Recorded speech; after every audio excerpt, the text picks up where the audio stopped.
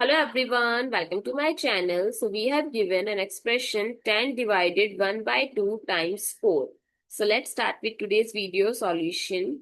Many people read it 10 divided 1 by 2 and write it as 10 divided 2 times 4, which is 5 times 4, 20.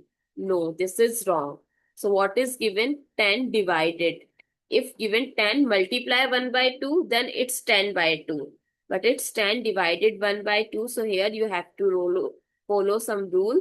So here 10 divided 1 by 2, I am going to use KCF rule, which say that K stands for keep, C stands for change, and F stands for flip. So let's apply this.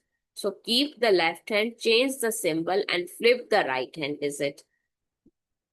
So now it becomes 10 times 2, 20 times 4, which is equals to 80.